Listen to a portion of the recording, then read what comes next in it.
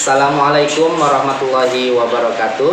Perkenalkan, saya Misbah, saya CGP Angkatan 11 Kota Sukabumi. Saya bertugas di SD Negeri Tespong Raya Kota Sukabumi. Dalam kesempatan ini, saya akan melakukan praobservasi supervisi akademik bersama teman sejawat saya yang bernama Aska. Oke. Bisa dimulai, Ibu? Boleh, Bapak? Assalamualaikum, Ibu. Waalaikumsalam. Bagaimana kabarnya hari ini? Alhamdulillah, Bapak. Baik. Seperti yang sudah kita bicarakan sebelumnya, bahwa saya akan melakukan supervisi akademik terhadap proses pembelajaran yang Ibu akan laksanakan. Namun sebelumnya, sebelum melaksanakan proses pembelajaran, saya akan menanyakan dulu tentang persiapan yang akan Ibu lakukan untuk melaksanakan supervisi akademik ini. Baik, sudah siap Ibu ya? Untuk dicek dulu kesiapan Ibu. Yang pertama, dalam pelaksanaannya nanti, tujuan apa yang akan Ibu capai dalam kegiatan pembelajaran yang Ibu lakukan? Baik, Pak Misbah, terima kasih. Tujuan pembelajaran yang akan saya laksanakan yaitu peserta didiknya dapat mengidentifikasi gawat hidup pada hewan, terutama pada kupu-kupu dan kata, di mana peserta didik dapat mengetahui juga cara atau siklus metamorfosis dengan baik dan benar, serta dapat membedakan antara metamorfosis sempurna dan tidak sempurna. Ada 3 ya Bu ya? Ya. Ada 3 tujuan pembelajaran yang akan Ibu laksanakan dalam kegiatan nanti. Kemudian dari kegiatan tujuan pembelajaran tersebut, apa pengembangan diri yang akan Ibu capai dalam kegiatan tersebut? Pengembangannya saya akan menciptakan pembelajaran yang nyaman bagi peserta didik, membantu proses pembelajaran yang efektif sesuai dengan asesmen yang sudah ditentukan. Oke, baik. Baik sekali Ibu untuk area pengembangan dirinya. Kemudian dalam pelaksanaan pembelajarannya nanti, mungkin ya Ibu ya, nanti ketika pembelajaran itu ada metode, ada media, ataupun ada strategi pembelajaran yang akan Ibu terapkan dalam kegiatannya. Apa saja yang akan Ibu terapkan dalam kegiatan pembelajaran tersebut? Baik, untuk pembelajaran ini saya menggunakan metode comparative learning. Kemudian modelnya Pak ya, metodenya saya menggunakan ceramah, diskusi kelompok, dan penugasan. Kemudian pendekatannya saya dengan student center learning juga berdiferensiasi. Alhamdulillah Ibu, saya sudah mengecek terhadap kesiapan Ibu tentang rencana pelaksanaan pembelajaran yang akan saya supervisi nanti. Mudah-mudahan kegiatan pembelajaran yang Ibu laksanakan sesuai dengan yang Ibu rencanakan dan semua tahapan-tahapannya berjalan dengan lancar. Terima kasih, mudah-mudahan besok kita bisa melaksanakan rencana ini dengan semaksimal mungkin. Terima kasih, mudah-mudahan kita semua diberikan kesehatan. Amin.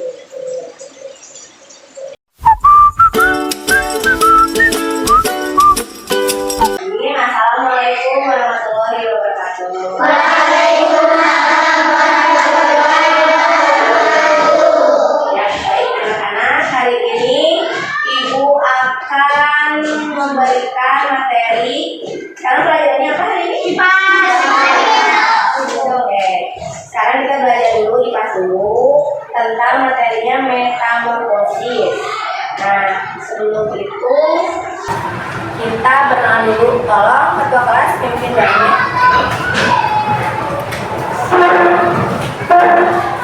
Duduk siap. Baik. Sangka pelajaran mulai.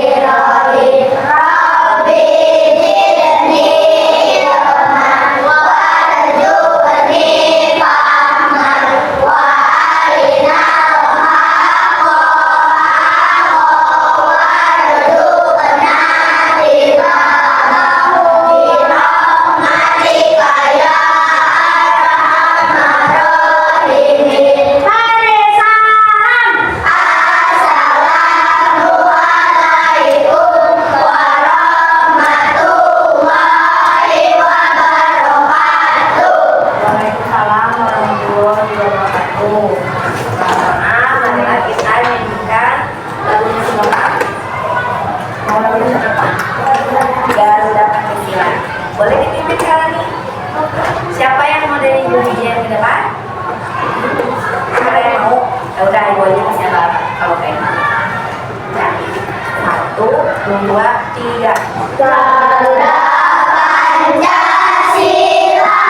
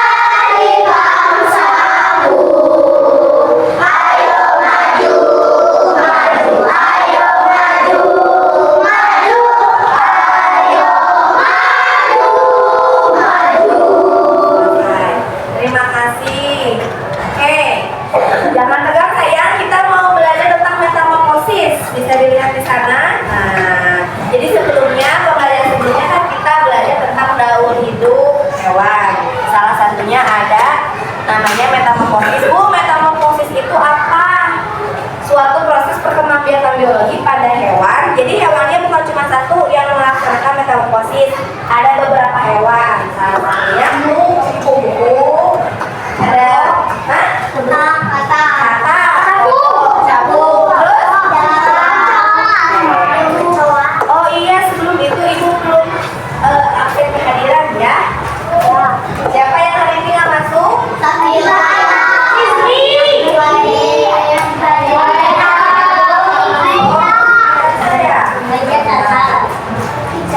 Sekarang tanggal berapa? 8.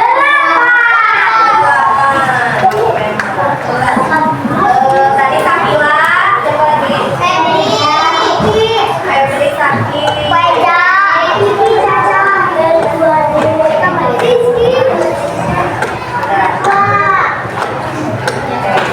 Sebelumnya kita doakan dulu teman-teman kita yang sedang sakit, semoga lekas sembuh.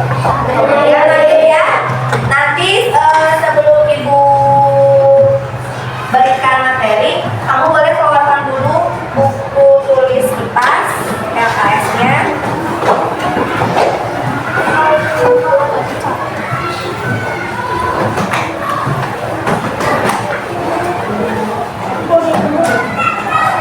Udah, semua siap? Ya, tulisnya.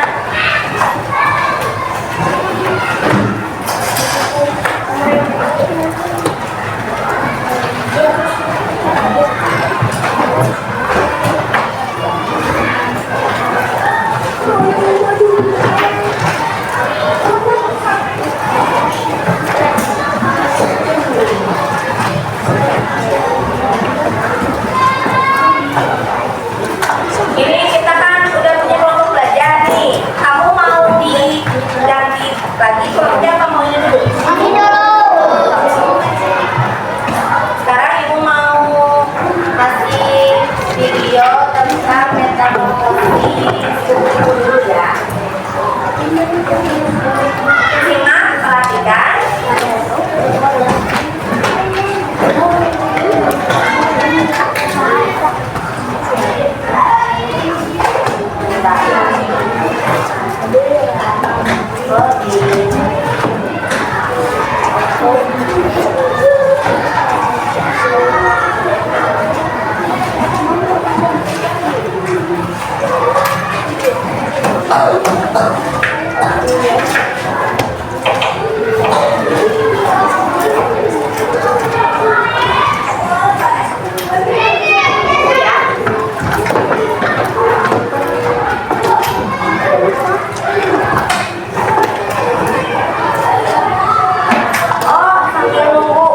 Sambil nunggu coba ibu pengen tahu tebu P5. Protein, penguatan,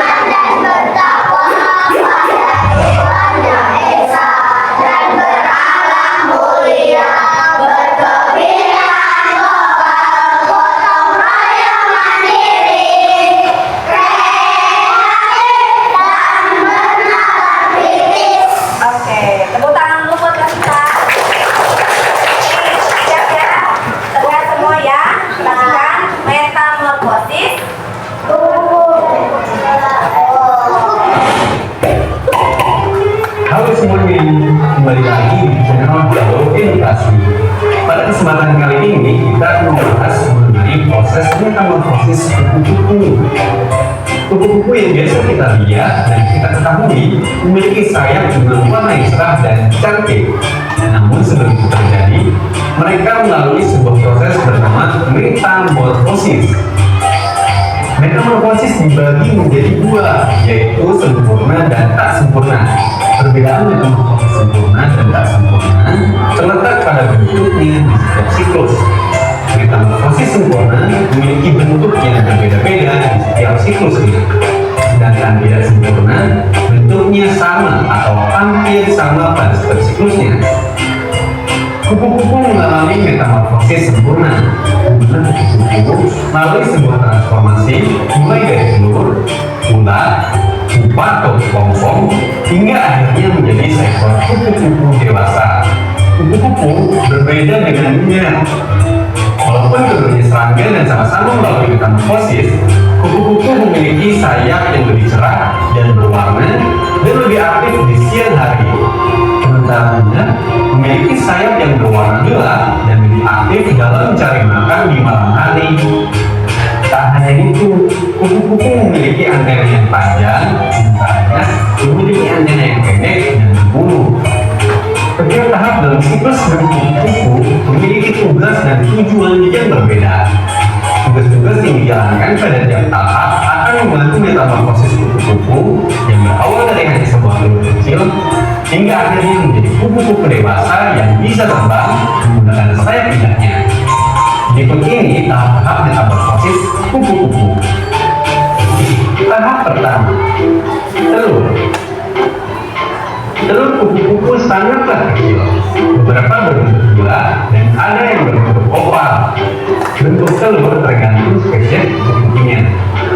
Telur-telur tersebut biasanya diletakkan di daun tanaman, jadi memang sulit untuk menemukannya.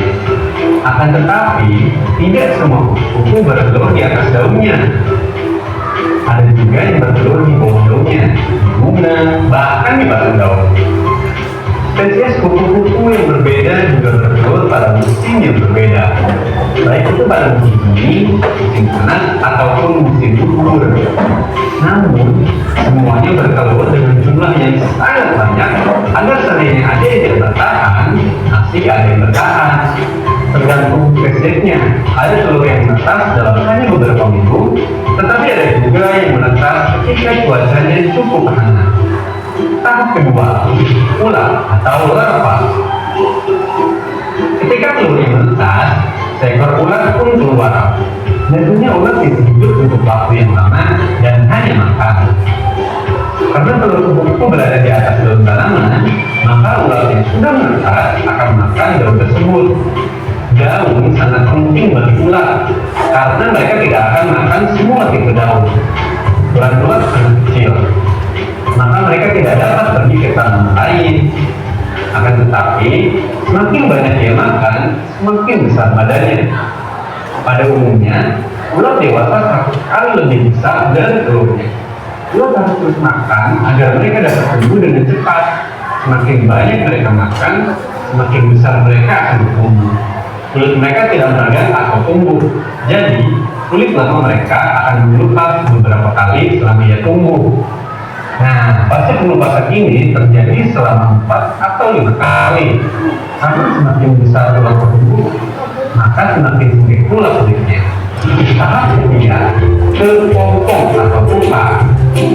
Ketika proses pertumbuhan ulat sudah selesai, mereka membentuk kepompong atau pupa. Dari luar, ulat terlihat seakan-akan hanya istirahat dan tidak melakukan apa-apa. Namun sebenarnya, ulat sedang berubah dengan cepat di dalam. Sel-sel yang ada di dalam larva sedang tumbuh dan akan menjadi kaki, sayap, mata, dan bagian-bagian lainnya dari kupu-kupu dewasa. Sel-sel dari larva tersebut akan menjadi tenaga untuk sel dewasa yang sedang tumbuh. Kepompong biasanya terletak di bawah cabang pohon, di antara dedaunan atau di bawah tanah. Kepompong tersebut bersifat keras agar dapat melindunginya dari predator dan cuaca ekstrim. Tahap ini bisa berlangsung selama beberapa minggu, sebulan, bahkan 2 tahun untuk beberapa spesies kupu. Tahap keempat, kupu-kupu dewasa. Setelah selesai berumur di dalam kepompong, kupu berkelompok, sayapnya yang sangat lembut dan terlipat terhadap tubuhnya karena semua bagian berbeda ini harus semua di dalam berkelompok. Darah akan terpompa ke arah sayapnya agar kupu-kupu tersebut dapat terbang. Pada awalnya, mereka tidak pandai terbang. Kupu-kupu dewasa biasanya baru dapat terbang dengan sempurna dalam waktu 3 atau 4 jam. Kemudian, dia akan pergi mencari pasangan untuk berkembang biak.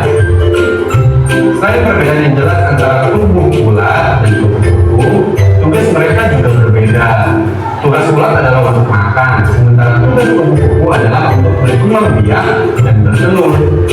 Ada beberapa spesies kupu-kupu yang mendapatkan tenaga dari makan mereka. Namun ada juga beberapa spesies yang tidak makan sama sekali. Ketika seekor kupu-kupu dewasa mereka menggunakan lidahnya yang memiliki fungsi mirip dengan sedotan. Ada beberapa spesies kupu-kupu yang hampir tidak pernah menghampiri bunga.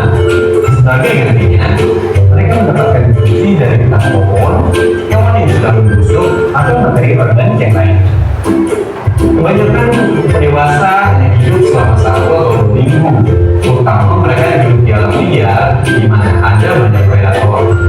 Tetapi ada beberapa spesies yang hibernasi selama musim dingin dan dapat hidup selama beberapa bulan. Setelah berhibernasi, mereka bermigrasi ke tempat yang suhunya lebih hangat. Karena jangka waktu hidup sangat sebentar, tugas mereka untuk mencari pasangan sangatlah tinggi. Ketika sudah menemukan pasangan, dia akan bertelur dan siklus hidupnya akan berulang lagi dari awal. Mulai dari telur menjadi seekor ulat, berbentuk menjadi kepompong, sampai akhirnya menjadi seekor kupu-kupu lagi. Sekian video kali ini, semoga dapat menambah wawasan seputar pengetahuan alam ya. Jangan lupa untuk like, komen, subscribe, dan nyalakan lonceng notifikasi agar tidak ketinggalan video atau edukasi lainnya. Sampai jumpa di video selanjutnya. Dah. Kupu-kupu. Coba, tadi kamu pas 5 ingat gak urutannya? Ingat tidak urutannya apa saja?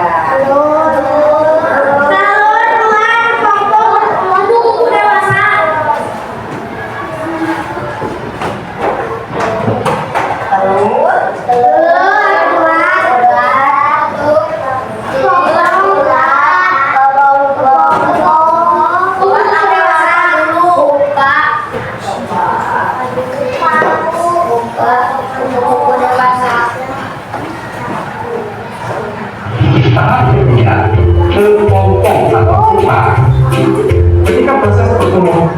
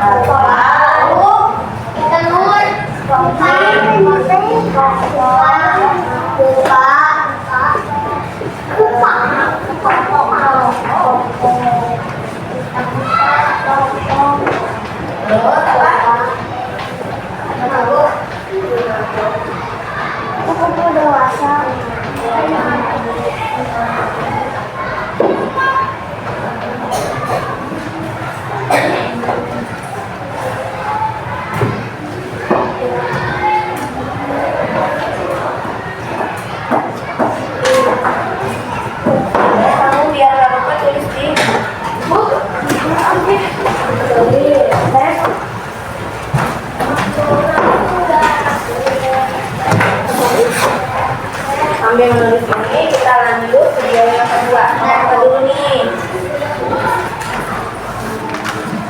Ada capung, ada katak.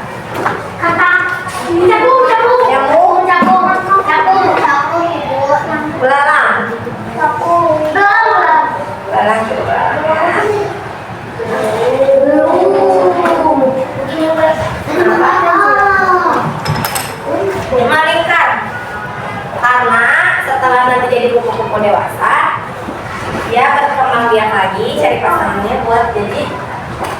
Kalian membuat telur.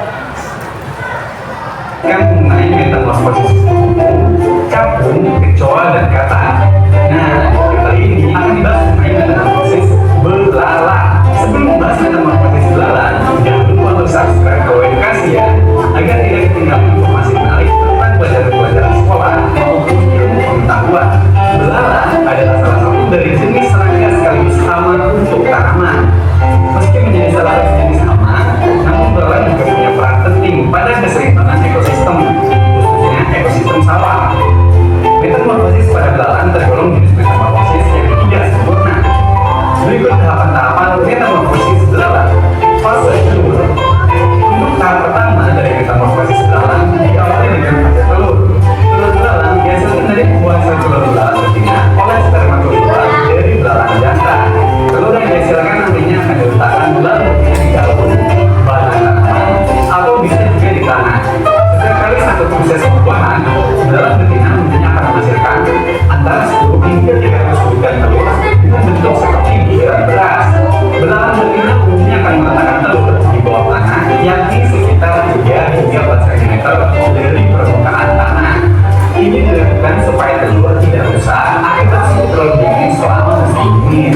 Untuk lama penanaman telur sangat bervariasi, tergantung kondisi lingkungan tempat tinggal belalang tersebut. Untuk area tropis, telur biasanya lebih cepat menetas, sedangkan untuk area subtropis, telur dapat mengalami masa dorman atau masa berhenti tumbuh sampai 10 bulan sebelum menetas di awal musim panas.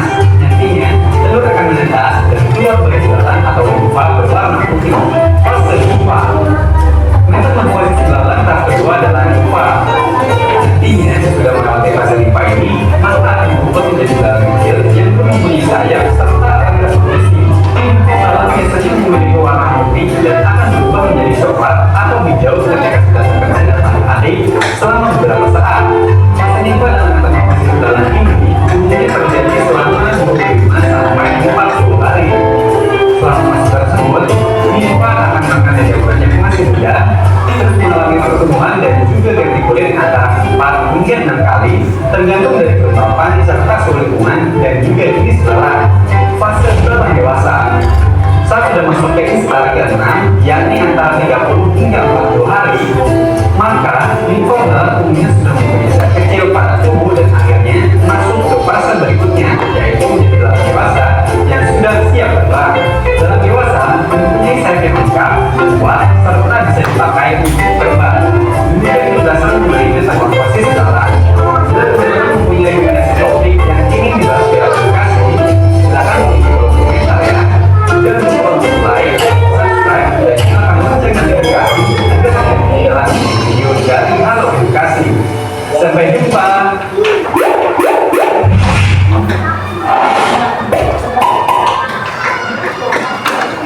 Jadi kalau belalang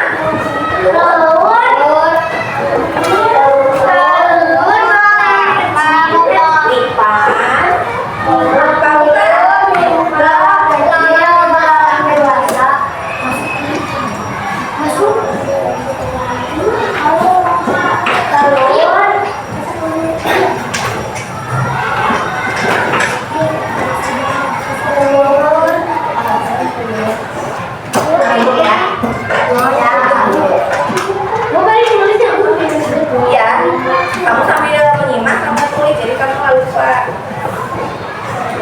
Sekarang pasang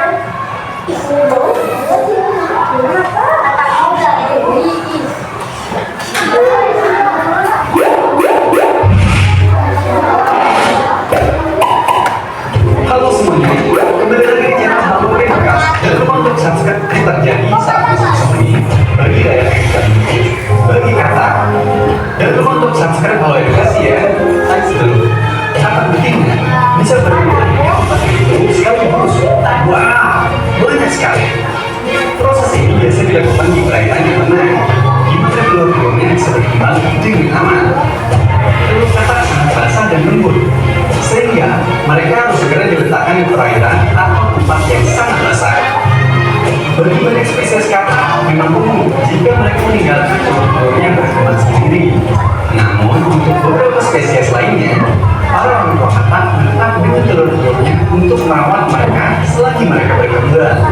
Fase telur ini berlangsung selama kurang lebih 3 minggu sebelum telur-telur yang sudah terfertilisasi mulai matang dan menetas sehingga keluar seekor kecebong. Tahap kedua, kecebong atau larva. Kecebong atau larva memiliki insang tidak sempurna serta mulut dan ekor yang panjang. Ketika bermenetas selama 1 atau 2 minggu pertama, kecebong tidak bergerak dengan banyak. Mereka makan sisa dari cangkangnya sendiri untuk memenuhi gizi yang sangat dibutuhkan. Setelah gizi yang telah didapatkan dari cangkang sudah cukup, mereka akan cukup kuat untuk berenang dengan sendirinya. Cebong hidup di dalam air, sehingga mereka memiliki insang untuk bernafas. Namun dalam tahap ini, pada paruh mereka sudah mulai berkembang agar dia nanti dapat bernafas di daratan ketika sudah menjadi katak. Karena banyak cebong adalah herbivora, pada umumnya mereka akan makan alga dan tumbuh-tumbuhan lainnya. Ketika mereka mulai tumbuh, kaki belakang mereka mulai berkembang. Selama badan mereka mulai memanjang, tentunya keperluan gizi mereka mulai bertambah, sehingga mereka mulai memakan tanaman dan serangga. Kemudian, mereka dapat berkembang dan ekor mereka menyusut, biasanya mereka tak tertutupi oleh kulit. Fase kecebong berlangsung kurang lebih 5 minggu sebelum dia menjadi katak muda. Yaitu katak muda. Katak tersebut berisi disimpan dalam ekor katak sebagai makanan. Katak muda tidak makan apapun sampai ekornya benar-benar hilang. Di tahap ini, dia lompat ke darat untuk pertama kalinya. Fase ini hanya berlangsung selama 3 minggu sebelum dia menjadi katak dewasa. Tahap keempat, katak dewasa. Pada usia kurang lebih 12 minggu, sang katak makan sepenuhnya terserap ke dalam perut. Mereka juga akan mulai makan serangga yang ditemukannya di daratan. Tidak lagi makan tumbuhan di air. Setelah tahap ini, dia akan mengalami siklus hidupnya lagi dari kebiakan. Katak dewasa sangat berbeda dengan katak muda. Tak hanya terlihat dari bentuknya, namun ada beberapa fitur tubuh yang membedakan seekor katak dewasa dari katak muda. Itulah penjelasan mengenai metamorfosis katak. Semoga informasi ini bermanfaat dan menambah pengetahuan. Bila ada rekomendasi materi yang ingin dibahas di aplikasi, boleh tulis di kolom komentar ya. Jangan lupa untuk like, subscribe, dan nyalakan lonceng notifikasi agar tidak ketinggalan video dari aplikasi. Sampai jumpa.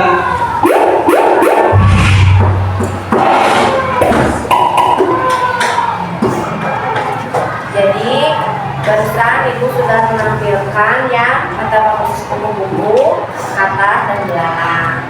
Nah, masih ada 2 lagi nih, 3, capung, kecoa, dan masih ada 2. Jadi nanti kamu bisa pilih. Kita akan membuat siklus metamorfosis hewan. Nanti kamu pilih mau yang mana? Mau katak, kupu-kupu, ya, atau capung. Nanti diskusikan sama kalau mau. Makanya saya kasih lagi materinya yang capung ya. Sekarang capung.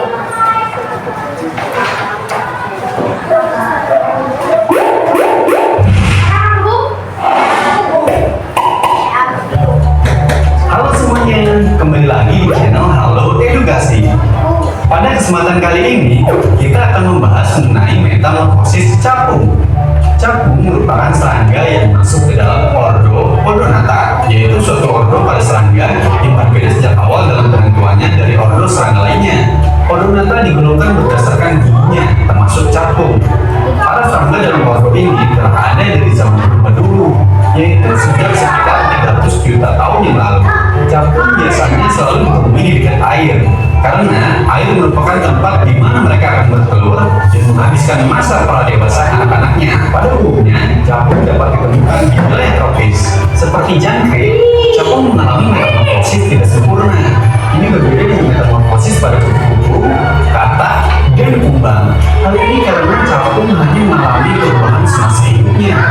Siklus hidup capung terdiri dari telur, nimfa, kemudian capung dewasa yang akan kawin dan menghasilkan generasi capung yang baru dengan siklus yang sama. Mari kita bahas satu persatu tahapan metamorfosis capung. Telur. Pada umumnya, capung melakukan proses perkawinan di udara atau saat terbang. Proses ini membutuhkan waktu yang bisa mencapai berjam-jam. Setelah proses perkawinan, capung betina akan bertelur, di mana telur-telur tersebut akan ditempelkan pada tanaman dekat dengan air. Induk capung akan memastikan bahwa wilayah itu bebas dari polusi serta ada banyak mikroorganisme air. Dengan adanya banyak mikroorganisme air, larva capung akan memiliki sumber makanan yang banyak. Satu induk capung biasanya dapat bertelur hingga 100.000 butir telur tergantung jenis spesiesnya. Secara fisik, telur capung diselimuti dengan lendir, maka ia akan terasa licin jika dipegang. Telur capung akan menetas dalam waktu 2 hingga 7 hari, tergantung iklim lingkungan di mana telur tersebut berada. Semakin dingin lingkungannya, semakin lama waktu yang dibutuhkan untuk telur menetas. Nimfa, setelah telur menetas, terbentuklah larva yang akan berkembang dan hidup di wilayah perairan. Larva menggunakan insang internal untuk dapat bernafas. Walaupun larva termasuk makhluk air, larva capung dapat hidup di darat walau dipindahkan. Seperti larva binatang lainnya, larva capung akan mengalami pergantian kulit terus-menerus sehingga akhirnya menjadi nimfa. Tubuh dari nimfa capung sangat besar dan mereka merupakan karnivora. Mereka makan berudu, anak ikan, bahkan memangsa sesamanya. Nimfa capung bernapas menggunakan insang yang terdapat pada rektum di ujung mulut mereka. Tak hanya itu, nimfa capung mengalami pergantian kulit ekdisis. Setiap tahapan pergantian kulit tersebut disebut instar, dan pergantian kulit tersebut dapat terjadi hingga 8 sampai 12 kali tergantung jenis spesiesnya. Umur nimfa bisa sampai 4 minggu hingga beberapa tahun. Bagian besar siklus hidup capung dihabiskan dalam bentuk nimfa. Yang paling lama adalah 4 tahun. Wow, capung dewasa. Setelah berkembang dalam lingkungan serta cuaca yang mendukung dan stabil, nimfa capung akan menjadi capung dewasa dalam tahap terakhir metamorfosisnya. Mereka akan keluar dari air menggunakan ranting tanaman untuk keluar dari kulit nimfa yang juga disebut sebagai exuvia. Sayap dari capung muda biasanya belum berkembang maksimal dan sebagian dari kepala mereka dapat dilihat. Tubuhnya juga masih lunak dan warna tubuh mereka juga belum terlihat. Jika mereka dapat bertahan dalam seleksi alam, capung muda akan menjadi capung dewasa dengan tubuh yang sempurna dan hidup selama 2 hingga 4 bulan. Nah, itulah tadi tahapan metamorfosis capung. Semoga penjelasan ini bermanfaat dan menambah pengetahuan ya. Jangan lupa untuk like, comment, subscribe, dan nyalakan lonceng notifikasi agar tidak ketinggalan video-video dari Halo Edukasi lainnya. Sampai jumpa. Dah.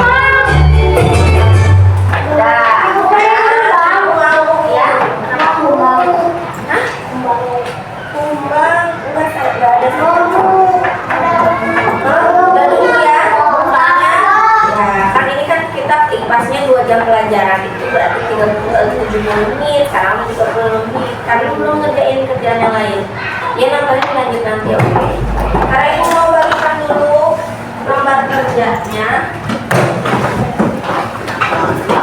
Kamu isi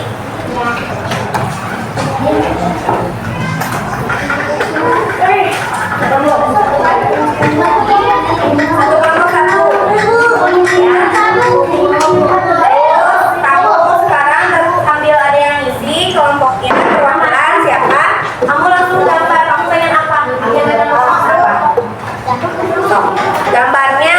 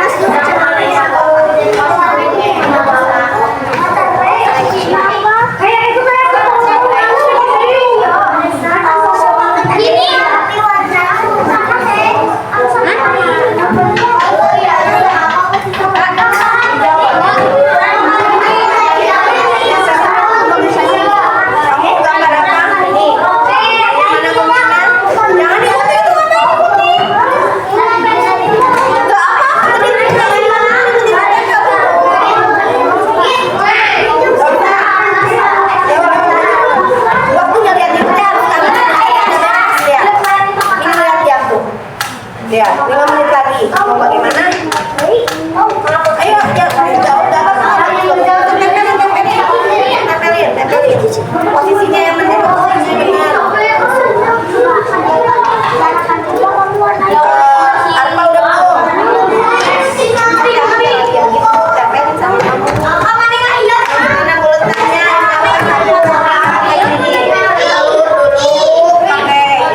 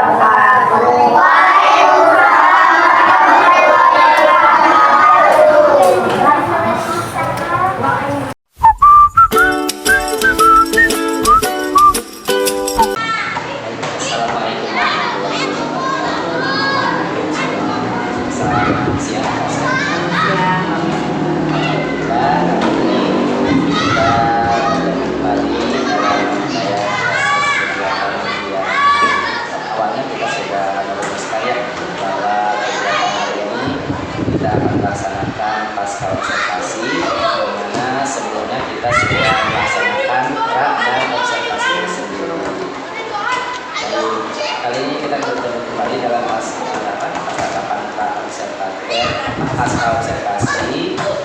Kemudian saya izin dulu untuk mengkonfirmasi pertanyaan yang akan saya sampaikan terkait pelaksanaan observasi kemarin. Mudah-mudahan pelaksanaan sekarang pasca observasi ini Ibu bisa melaksanakan atas semua proses pelaksanaan observasi. Sebelumnya saya ingin bertanya dulu, apakah tadi bagaimana perasaan Ibu setelah melaksanakan pra dan observasi kemarin? Awalnya masih kurang percaya ya kalau rasanya sesuai dengan jumlah yang direncanakan, tapi alhamdulillah setelah melaksanakan observasi kemarin juga dan melihat anak-anak juga antusiasnya tinggi, jadi kegiatannya juga lancar ya, secara besar senang ya. Nah, itu kalau boleh Ibu menilai dari kegiatan pembelajaran kemarin yang sudah diobservasi, apakah menurut Ibu ada bagian yang perlu ditingkatkan atau sudah berjalan baik atau bagaimana? Sebenarnya kalau yang saya alami kemarin ya, masih banyak hal-hal yang belum sesuai dengan yang saya inginkan. Kenapa bisa begitu? Karena pertama situasinya ketika saya ingin anak lebih aktif sesuai dengan materi yang saya pilih kemarin, tapi ada beberapa anak yang masih asik dengan kegiatan seperti itu. Ya, meskipun berkelompok, tetapi mereka jadi sesama teman kurang berbaur. Entah memang mungkin karena kurang mereka sekedar teman atau materi yang saya sebutkan kurang minat seperti ini. Jadi hanya misalkan dari kelompok itu 4 orang, dari 1 atau 2 orang itu masih kayak yang mengerjakan pekerjaan yang bukan yang dijelaskan gitu Pak. Sehingga pencapaian yang saya inginkan juga sebenarnya maksimal gitu. Dari yang sudah dijelaskan barusan, ada beberapa kendala yang dirasakan ketika proses pembelajaran itu. Apakah menurut Ibu ada nggak tindakan lain misalkan yang Ibu akan lakukan dari kegiatan pengamatan yang Ibu lakukan kemarin? Ya betul, karena kan memang itu mempengaruhi dari anak sendiri ya Pak ya. Secara itu kan mungkin pengembangannya mereka berubah, bahkan jadi sesuai dengan konsep yang saya inginkan. Oleh karena itu saya sepertinya akan memberikan tugas tambahan atau berupa lomba tambahan di anak tersebut yang saya sesuaikan dengan kemampuan atau minat anak. Sesuaikan Ya, dengan minimal. dan kemampuan anak di kelas saya sendiri kan ada beberapa anak yang memang lebih aktif dalam ngobrol, tapi ada anak yang mungkin kurang aktif juga, jadi lebih kurang mengungkapkan keinginan atau pendapat mereka. Mungkin ini yang kembali lagi ke sebelumnya, karena ada beberapa hambatan yang di luar ketika pembelajaran. Mungkin hambatan itu bisa disosialisasikan atau bisa diimplementasikan dengan pembelajaran yang berdiferensiasi gitu ya. Betul. Dari kegiatan yang Ibu laksanakan itu, apakah sudah tergambar atau tidak kegiatan yang berdiferensiasi? Sudah tergambar, sebenarnya kan saya selain memberikan lembaga pendidikan juga kan kemarin kita bikin kode untuk anak. Jadi untuk anak yang kurang meminati atau membutuhkan anak biasa, mereka bisa mungkin mereka yang melakukan pekerjaan yang berbeda-beda. Jadi dalam kelompok itu penyelesaian juga berbeda. Itu kalau menurut saya seperti itu sudah termasuk ke Saya konfirmasi lagi ya, untuk pembelajaran yang sedang dilaksanakan itu sudah mengacu kepada pembelajaran yang berdiferensiasi. Baik, selanjutnya kira-kira kendala yang Ibu hadapi, ada tindakan lain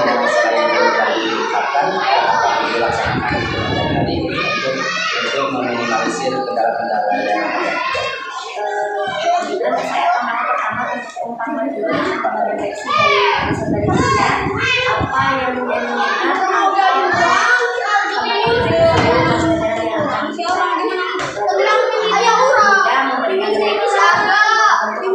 merancang pembelajaran yang sesuai dengan jadi saya akan selanjutnya. Apakah ada hal lain misalkan dari metodenya atau dari media atau dari strategi pembelajaran yang akan Ibu kembangkan di pembelajaran selanjutnya untuk menyikapi masalah? Kemudian saya akan menggunakan metode lain selain dari metode saya pembelajaran. Dari itu pun akan saya lihat dulu dari hasil 4 kali ini. Jadi ada pembaruan tentang Ya, metode ya. betul. Dan mungkin menggali lebih kembali materi atau yang akan saya pelajari dulu.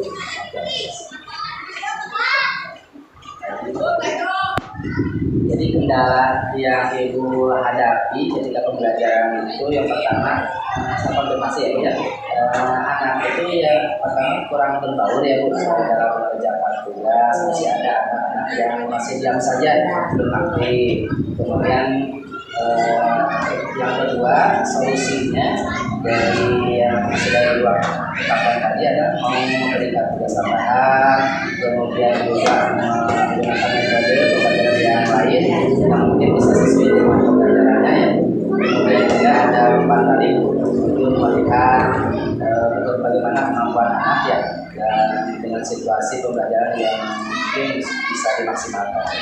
Kemudian juga untuk pembelajaran diferensiasinya berjalan dengan baik dan izin Ibu untuk menyampaikan hasil observasi saya kemarin pada tanggal 6 ya Bu, itu izin memang sebenarnya semua yang dilakukan oleh Ibu tersebut karena metode yang sudah dilakukan memang sebenarnya sudah bagus, kemudian tujuan pembelajaran sudah terlihat nih, anak-anak sudah mulai pada arahnya gitu ya berdasarkan tujuan pembelajaran tersebut. Namun di kegiatan pembelajaran tersebut anak-anak masih belum aktif, belum semuanya aktif gitu ya, karena mungkin karena permasalahan yang Ibu katakan tadi tersebut. Baik sekali Ibu, rencana yang Ibu sampaikan barusan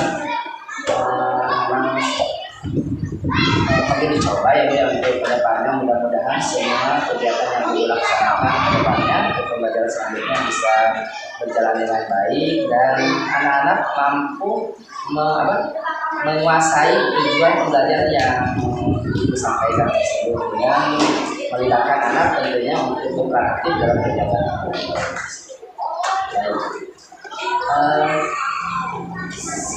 Luar biasa sekali yang Ibu rencanakan. Ini RPK-nya juga sudah sangat baik sekali Ibu, hasil observasi kita pada kali ini. Kemudian sebagai penutup mungkin ya Ibu, kira-kira yang Ibu dapatkan dari proses observasi ini apa?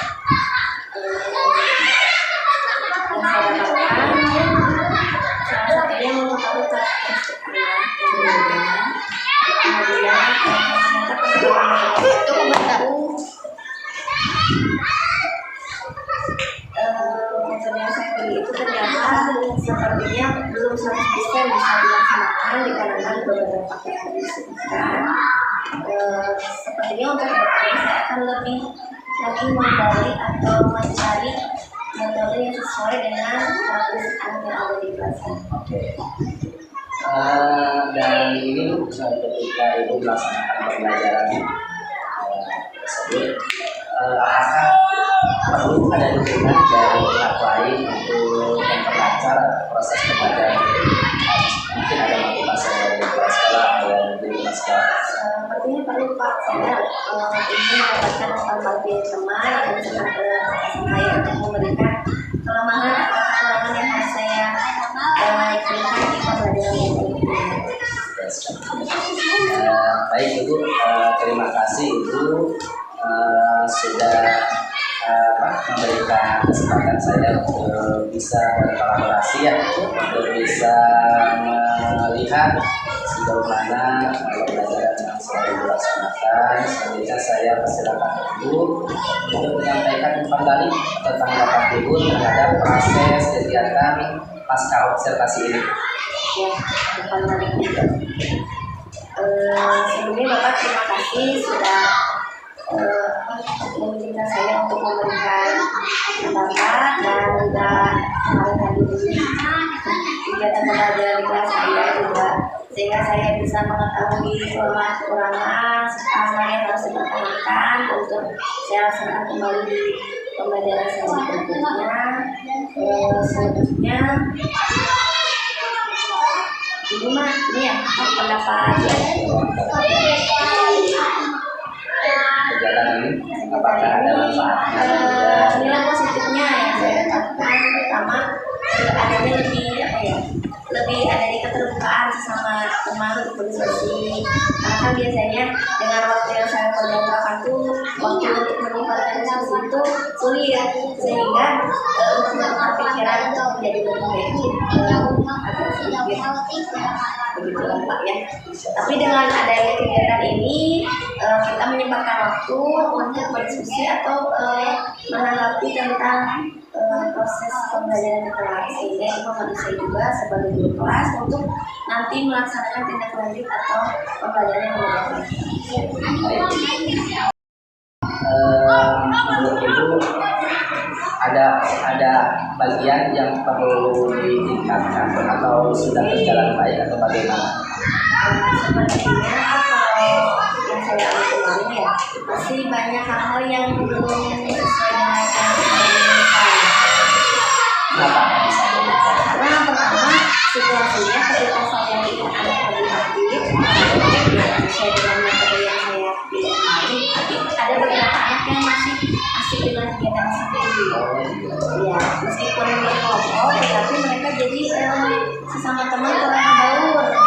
Entah karena mungkin karena kurang mereka sekedar teman atau materi yang saya sebutkan kurang minat seperti ini. Jadi hanya misalkan dari kelompok itu 4 orang, dari 1 atau 2 orang itu masih kayak yang mengerjakan pekerjaan yang bukan yang dijelaskan gitu Pak. Sehingga pencapaian yang saya inginkan juga sebenarnya maksimal. Dari yang sudah dijelaskan barusan, ada beberapa kendala yang dirasakan di proses pembelajaran itu. Apakah menurut Ibu ada nggak tindakan lain misalkan yang Ibu akan lakukan dari kegiatan pengamatan yang Ibu lakukan kemarin? Ya betul, karena kan memang itu mempengaruhi dari anak sendiri ya Pak ya. Secara itu kan mungkin penyemangnya mereka bahkan tidak sesuai dengan konsep yang saya inginkan. Oleh karena itu saya sepertinya akan memberikan tugas tambahan atau berupa lomba tambahan di anak tersebut yang saya sesuaikan dengan kemampuan atau minat anak.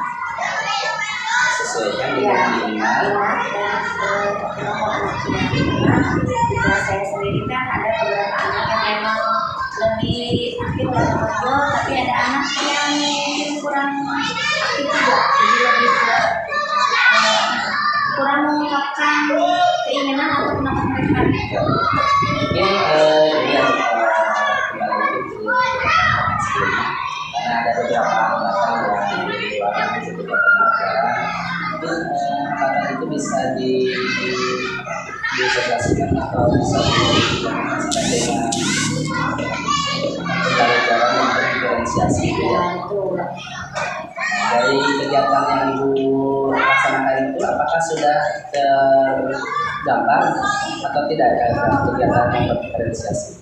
Sudah tergambar, sebenarnya kan saya selain memberikan lembaga pendidikan juga kan kemarin kita bikin kode untuk anak. Jadi untuk anak yang kurang meminati atau memiliki anak biasa, mereka bisa mungkin mereka yang melakukan pekerjaan yang berbeda-beda. Jadi dalam satu kelompok itu penugasan juga berbeda.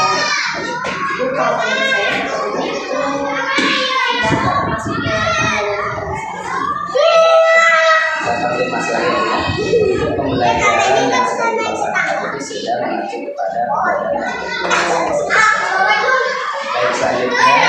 kira-kira kendala yang ibu hadapi ada ketindakan lain yang selain yang diungkapkan dilaksanakan tadi untuk meminimalisir kendala-kendala yang ada.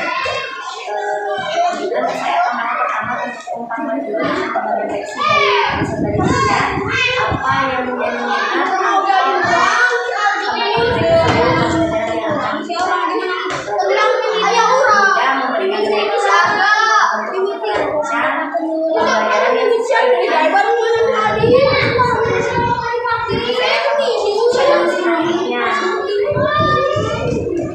apakah ada hal lain misalkan dari metodenya atau dari media atau dari strategi pembelajaran yang akan ibu kembangkan di pembelajaran selanjutnya untuk menyikapi masalah kemudian saya akan menggunakan metode lain selain dari metode yang saya kemudian dari itu pun akan saya lihat dulu dari hasil 4 kali ini.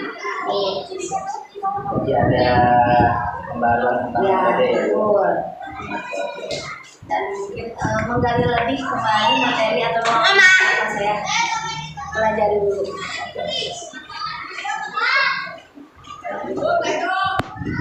Jadi kendala yang ibu hadapi ketika pembelajaran itu yang pertama saya konfirmasi ya Bu ya, anak itu ya pertama kurang berbaur ya Bu dalam mengerjakan tugas, masih ada anak-anak yang masih diam saja belum aktif. Kemudian yang kedua solusinya dari yang sudah ibu katakan tadi adalah mau memberikan tugas tambahan, kemudian juga menggunakan metode pembelajaran yang lain yang mungkin bisa sesuai dengan pembelajarannya ya.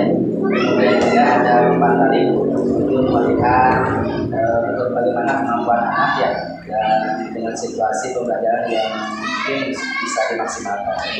Kemudian juga untuk pembelajaran diferensiasinya sudah berjalan dengan baik dan izin ibu untuk menyampaikan hasil observasi saya kemarin pada tanggal 6 ya itu izin memang sebenarnya semua yang dilakukan oleh ibu tersebut karena metode yang sudah dilakukan memang sebenarnya sudah bagus, kemudian tujuan pembelajaran sudah terlihat nih anak-anak sudah mulai pada arahnya gitu ya berdasarkan tujuan pembelajaran tersebut. Namun di kegiatan pembelajaran tersebut anak-anak masih belum aktif, belum semuanya aktif gitu ya karena mungkin karena permasalahan yang ibu katakan tadi tersebut. Baik sekali ibu, rencana yang ibu sampaikan barusan perlu dicoba ya Bu ya untuk kedepannya, mudah-mudahan semua kegiatan yang dilaksanakan kedepannya untuk pembelajaran selanjutnya bisa berjalan dengan baik dan anak-anak mampu menguasai tujuan pembelajaran yang ibu sampaikan tersebut dengan melibatkan anak tentunya untuk beraktif dalam kegiatan.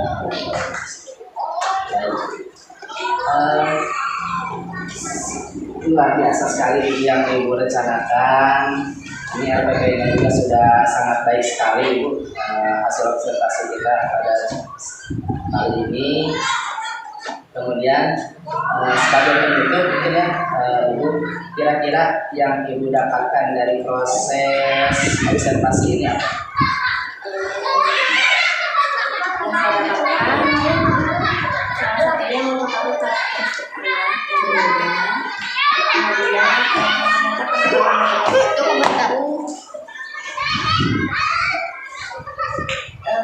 Metode yang saya pilih itu ternyata sepertinya belum 100% bisa dilaksanakan dikarenakan beberapa faktor yang disebutkan.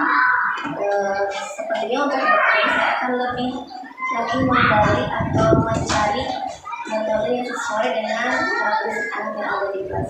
Oke. Dan ini ketika ibu melaksanakan pembelajaran tersebut, apakah perlu ada dukungan dari pihak lain untuk memperlancar proses pembelajaran itu?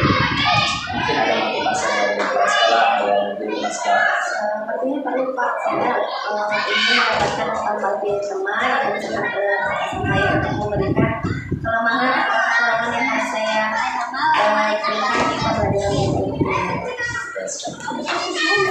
Baik Ibu, terima kasih Ibu sudah memberikan kesempatan saya untuk bisa berkolaborasi ya, untuk bisa melihat sejauh mana pembelajaran yang sedang dilaksanakan. Selanjutnya saya persilakan Ibu untuk menyampaikan kembali tentang pendapat Ibu terhadap proses kegiatan pasca observasi ini.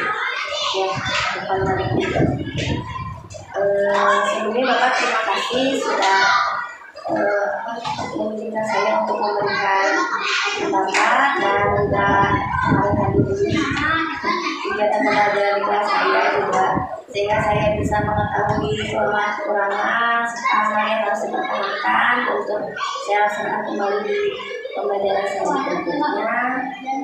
Selanjutnya Ibu mah ini ya pendapat Kegiatan ini apakah ada manfaatnya? nilai positifnya yang saya dapatkan pertama adanya lebih adanya keterbukaan sesama teman untuk berdiskusi, karena kan biasanya dengan waktu yang sangat berdasarkan tuh waktu untuk meningkatkan diskusi itu sulit, sehingga untuk melakukan pikiran itu menjadi lebih baik agak sedikit begitu lah Pak ya. Tapi dengan adanya kegiatan ini kita menyempatkan waktu untuk berdiskusi atau menanggapi tentang proses pembelajaran di kelas, sehingga itu membantu saya juga sebagai guru kelas untuk nanti melaksanakan tindak lanjut atau pembelajaran yang lebih baik.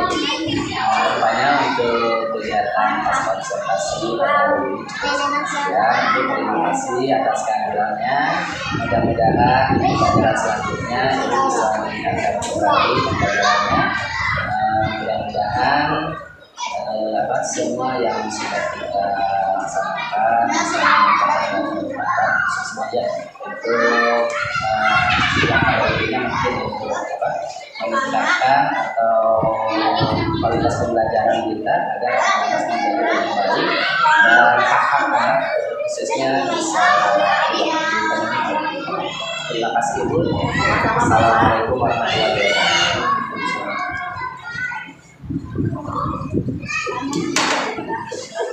Kegiatan pasca observasi ya, terima kasih atas kehadirannya. Mudah-mudahan di pembelajaran selanjutnya Ibu bisa meningkatkan kembali pembelajarannya.